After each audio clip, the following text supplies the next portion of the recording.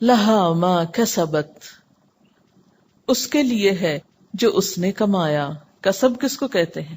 کاف سین بے، کسبہ کا مطلب ہوتا ہے ہاتھ کی کمائی.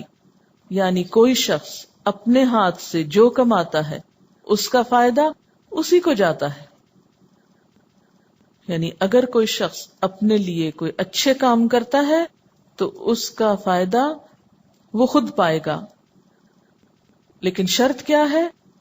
وہ کام اس نے خود کیا ہو. اس سے یہ بات پتہ چلتی کہ جس چیز میں انسان کی نیت اور کوشش شامل نہیں ہوتی اس کو اجر بھی نہیں ملتا، اسے کوئی فائدہ نہیں ہوتا. محض تمنائیں اور آرزویں، اچھا یہ ہو جائے وہ ہو جائے، اس سے کوئی فائدہ نہیں جب تک آپ کچھ کرنے کی نیت نہ کریں. اور پھر صرف نیت کر کے ہی نہ بیٹھے رہیں، اٹھ کر کچھ کرنے کی کوشش نہ کریں.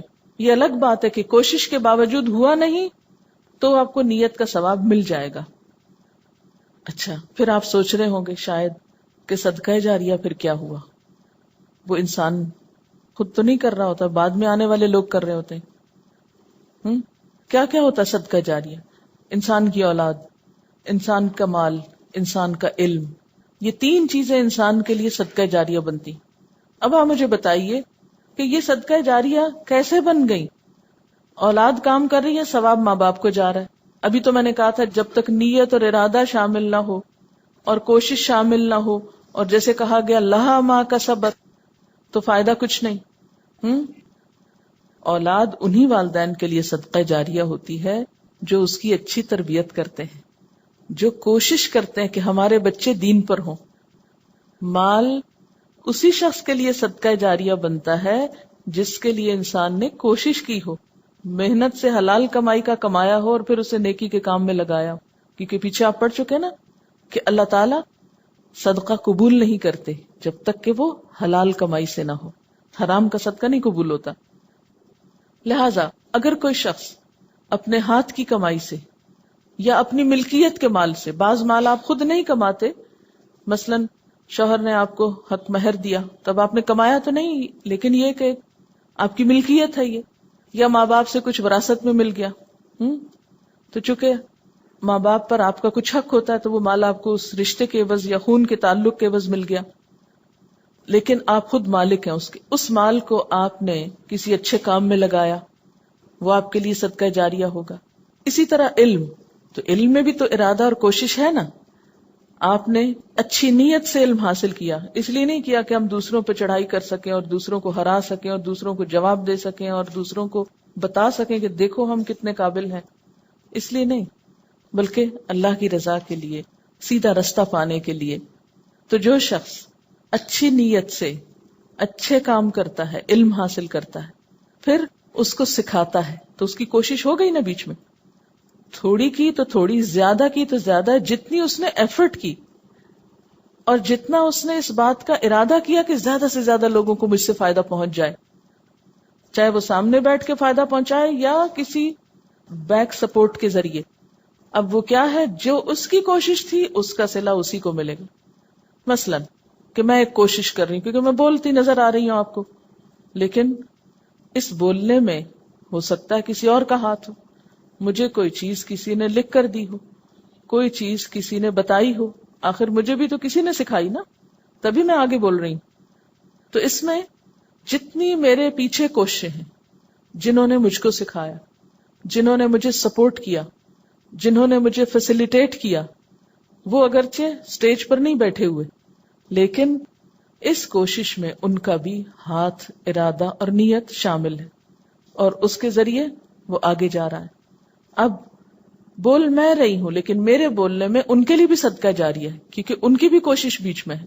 تو لہا ما کسبت، جب انسان کسی اچھے کام کے لیے کوشش اور نیت کرتا ہے، خواہ وہ کوشش کسی کے سامنے آتی ہے یا نہیں آتی، لیکن جتنا جتنا جس نے حصہ ڈالا اتنا اتنا اس کو اجر و ثواب مل گیا. جس نے نیت بھی کی اور پھر کوشش بھی کی اس کو ثواب مل گیا. بعض اوقات ہم ایک کام نہیں کرتے لیکن اس کا کریڈٹ لے لیتے ہیں، اور اکثر لوگوں کو یہی شوق ہوتا ہے جو نہیں کیا وہ بھی ہمارے نام لگ جائے، لوگوں کو پتا چل جائے کہ ہم نے کیا، تاکہ ہمیں واہ واہ ہو جائے ہماری. چھوٹی چھوٹی چیزوں پہ خوش ہوتے ہیں نا. کیونکہ بڑی خوشی کا پتہ جو نہیں. تو یہ چھوٹی چھوٹی چیزیں ہم کو پھسلاتی رہتی ہیں. تو یاد رکھیں یہ جو صدقہ جاریہ کا کانسیپٹ ہے اس کے اندر بھی دراصل چھپی ہوئی کوشش ہی شامل ہوتی ہے انسان کی. جس کی تھوڑی کوشش اس کا تھوڑا صدقہ جاریہ، جس کی زیادہ کوشش اس کا زیادہ صدقہ جاریہ. مثلا جو زیادہ مال خرچ کرتا ہے زیادہ اچھی نیت سے کرتا ہے، جو زیادہ اچھی تربیت دیتا ہے اپنے بچوں کی. اور اگر بچے بےچارے خود ہی رول کھول کے تربیت پا رہے ہیں تو ماں باپ کے لیے پھر کیا صدقہ جاریہ ہوا؟ وہ تو جنہوں نے ان کو سکھایا ان بچوں کو انہی کے لیے ہو جائے گا نا. ہاں، بعض ماں باپ تو ایسے بدقسمت بھی ہوتے ہیں کہ بچے اچھا کام کرنا چاہتے ہیں الٹا ان کو منع کرتے ہیں کہ یہ نہ کرو. لا علمی ہے. ایک لا علمی جو ہے نا، جہالت، یہ 100 ہلاکتوں کی جڑ ہے، کیونکہ پتہ ہی نہیں اس کا فائدہ کتنا ہے. تو اگر وہ نہیں اپنی اولاد کو سپورٹ کرتے، کم از کم نیت ہی کر لیں یا خوشی ہو جائیں اس پر کہ شکر ہے ہماری اولاد کو اچھا کام کر رہی. دعا ہی کر دیں، مال سے ہی کچھ مدد کر دیں. اگر خود کچھ بھی نہیں کیا آپ نے، مثلا کچھ ماں باپ خود نہیں پڑھ پاتے، اب ان کا شوق کیا ہوتا ہے ہماری اولاد پڑھ جائے، اس کے لیے وہ دن رات محنت کرتے ہیں، ان کو سکھاتے ہیں، بتاتے ہیں، مال ان پہ خرچ کرتے ہیں. تو اب ان کے اپنی اندر جو کمی رہ گئی وہ کس میں جا پوری ہوئی؟ اولاد میں پوری ہوئی. اسی طرح بعض ماں باپ خود تو نیک ہوتے ہیں، اولاد کو کچھ نہیں بتاتے، اولاد سخت غلط کام کرتی، قیامت کے دن کیا ہوگا؟ ایسے لوگ بسا اوقات بدترین حالت میں آئیں گے اور بتایا جائے گا ان کے بچے ان کی ساری نیکیاں کھا گئے، کیونکہ انہوں نے ایسے ایسے کام کیے کہ جو ماں باپ کے لیے الٹا کیا بن گئے؟ مصیبت کا سبب بن گئے. اور وہ کیوں؟ ان کی غفلت اور کوتاہی سے. تو ہمیں دنیا میں اپنے بچوں کے لیے دعا بھی کرنی چاہیے، کوشش بھی کرنی چاہیے. علم کے لیے دعا بھی کرنی چاہیے. کون سی دعا ہے علم کی؟ رب زدنی علما. اور کوشش بھی کرنی چاہیے. یہ دعا پڑھ کے اگر آپ سویرے گھر پہ ہی بستر پہ دوبارہ سو جائیں، صرف تمنائیں ہیں تو وہ بھی اللہ کو پتا ہے کر کیا رہے ہو تم.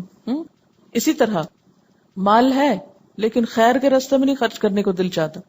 ہمارے خرچ کیے بغیر اگر نیکی کا کام آگے سے آگے بڑھ رہا ہے تو ہمارا حصہ کچھ نہیں، چاہے ہم کتنے خوش ہوتے رہے اس کو دیکھ دیکھ کے، جب تک ہمارے پیسے اس میں نہیں پڑیں گے. تو اس لیے لہا ما کسبت، لہا ہر شخص کو کیا ملے گا، یعنی اللہ بوجھ تو نہیں ڈالے گا، وہ تو نہیں پوچھے گا جو ہمارے بس میں نہیں. دیکھیں نا، بسا اوقات ہم چاہتے ہیں ہماری اولاد نیک ہو، ہم کوشش بھی کرتے ہیں، وہ نہیں ہوتی. بعض اوقات ہم مال اللہ کے راستے میں خرچ کرنا چاہتے ہیں مگر ہماری ضرورتیں اپنی نہیں پوری ہوتی. بعض اوقات ہم کسی کو سکھانا چاہتے ہیں، ہمیں موقع ہی نہیں ملتا، کوئی سیکھنے کو تیار ہی نہیں ہوتا. ایسا بھی تو ہوتا ہے. اب اس میں ہماری تو پوری تمنا اور کوشش، لیکن کوئی آگے چانس ہی نہیں مل رہا تو اللہ نہیں پوچھے گا. لا یکلف اللہ نفسا الا وسعها. جو ہمارے پاس تھا ہم نے لگا دیا، ہم نے محنت کر لی، ہم نے تڑپ لیا، ہم نے دعائیں بھی کر لی، لیکن کوئی ترقی نہیں ہوئی، کوئی کامیابی نہیں ہوئی، نہ علم میں، نہ مال میں، نہ اولاد میں. تو کل قیامت کے دن اللہ تعالیٰ ایسے شخص کو پکڑ کے سزا دے گا کہ کیوں نہیں تم نے مال کیوں نہیں خرچ کیا، یا تم نے اولاد کو کیوں نہیں سدھارا، یا تم نے اور کوئی خیر کا کام کیوں نہیں کیا. نہیں، اس لیے کہ ہم نے تو چاہا تھا لیکن ہو نہ سکا. اب بعض اوقات کیا ہوتا ہے، پچھلی زندگی میں کوئی کمی کوتاہی ہو جاتی ہے. دیکھیں نا، اب مثلاً آپ اس ایج میں آ کے آپ کو دین کی سمجھ ہوئی، جب آپ جوان تھے اور آپ کے بچے چھوٹے تھے، آپ کے ہاتھ میں تھے، آپ کو سمجھ نہیں تھی. اب وہ بڑے ہو گئے، انڈیپینڈنٹ ہو گئے، وہ آپ کی سنتے نہیں. اب کیا، آپ بس دعائیں کریں. جو وقت گزر گیا اس کے لیے کیا ہے؟ غفرانک. اب ہم نے سنا ہے، اب ہم مانیں گے. جو پیچھے ہو چکا، غفرانک، اس کے لیے معافی چاہتے ہیں. اور پھر اللہ تعالیٰ کیا فرماتے ہیں؟ ٹھیک ہے، لا یکلف اللہ نفسا الا وسعها. غم نہ کرو، رنجیدہ نہ ہو، اللہ تعالیٰ وسعت کے مطابق ہی حساب لے گا.